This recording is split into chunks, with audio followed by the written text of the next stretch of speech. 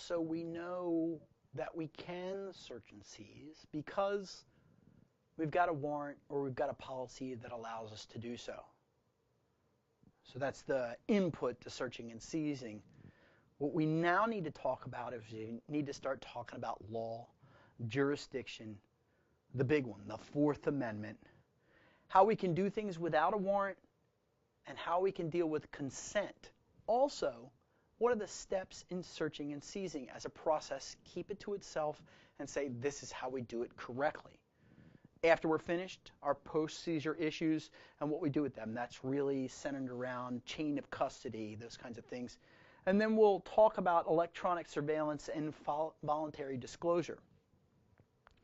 Content versus addressing is a big issue that we've just started dealing with. You may have heard of something from the NSA that Bradley Manning brought up, which was called PRISM. We're going to talk about that just for a moment in time, and an actual case where this has caused some problems. We'll also talk about authentication and what is authentic evidence to a court of law, the laws on searching and seizing, and just general laws when it comes to internet privacy. Okay, jurisdiction. It's not just one thing. Actually, some courts will fight for jurisdiction. In the U.S., it may be the state court wants to prosecute for this, and the federal court wants to prosecute for this. Well, which one should we choose? Well, it may be that the state says, well, the federal government's got a stronger case, they've got more money to go after this person, and so we'll go ahead and release control to them and allow them to actually prosecute the same person. That's where it's actually being prosecuted. That's where it's being heard. Now, where should the defendant be tried? In some cases, you'll hear of organizations or people saying, hey, I can't get a fair trial in this jurisdiction. Can we move to a neutral location? And that is one of the other issues that we deal with.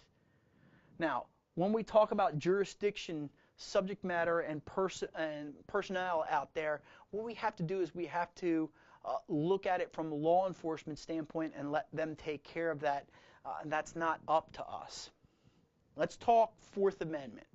This, for us, is a big deal personally, but also from a corporate standpoint, we have to know where the line is drawn in Fourth Amendment. The Fourth Amendment is a reasonable expectation of privacy. That's one of the major tenets. And so take a look here.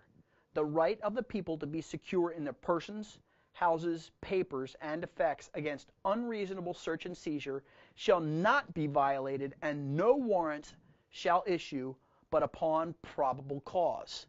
You need probable cause to get a search warrant.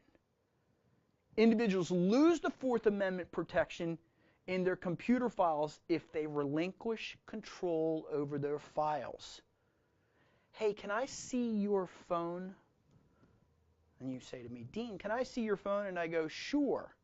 I have relinquished at that moment in time.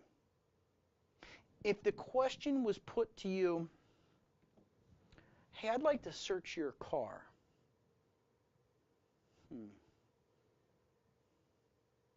No, I really don't want you to search my car. Well, what do you have to hide? Well, my Fourth Amendment right says that I don't have to let you search my car. Sorry. I don't have to answer your question at that point. I have to be respectful of you as a human, but you can't violate my rights. Knowing that right and knowing what's appropriate or inappropriate can help or hurt you as a person and as an organization. So don't relinquish your Fourth Amendment rights. Now, corporate-wise, let's step over the line and say we're in charge here of this corporation, and how do we not get around it, but since you're working for me on corporate time doing corporate activities on corporate resources, well, you don't have any expectation of privacy. Only unless it's stated. A warning banner, if done properly, will remove the expectation of privacy on corporate assets. And if you want to prosecute as an organization, if you want to get somebody relieved of their duties or fired, then you need to say to them, you have no expectation of privacy whatsoever on any corporate asset. You say, well, Dean, I can't do that because I work for a .mil or a .gov. Actually, for a .mil, you have less rights. For a .gov, you have more rights. If you work with in a union setting, you have more rights there.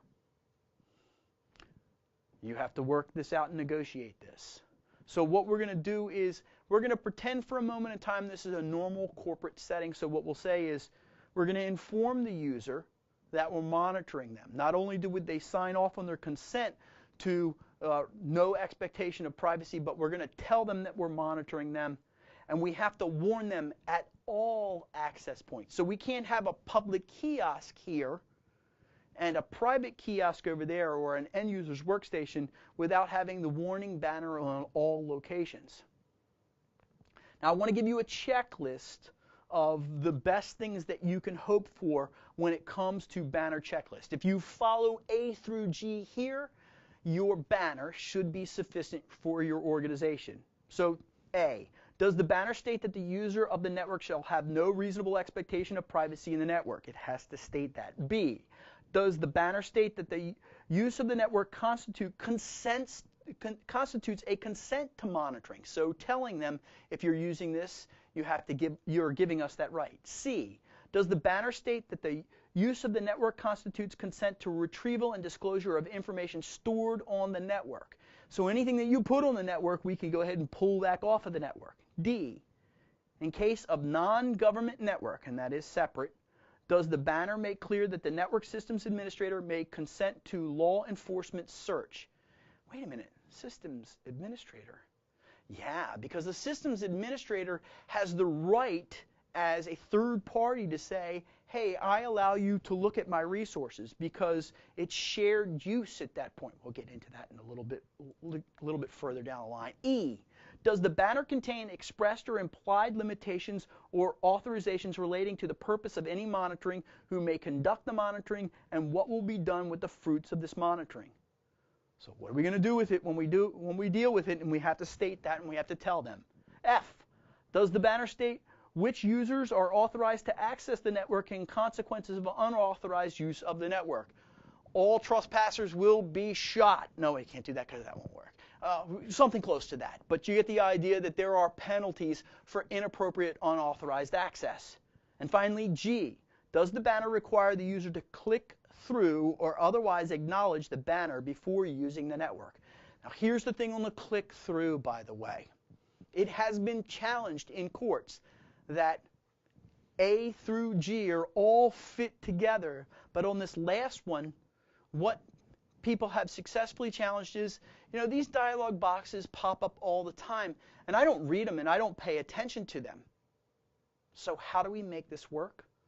Along with this right here, what we do is we actually have user education that the user has to go through, and we test on that user education to a proficiency level of 80 or 90 or 100% for these activities, and make them go through all these activities and make them prove to us that they know exactly what this is all about before they actually click it.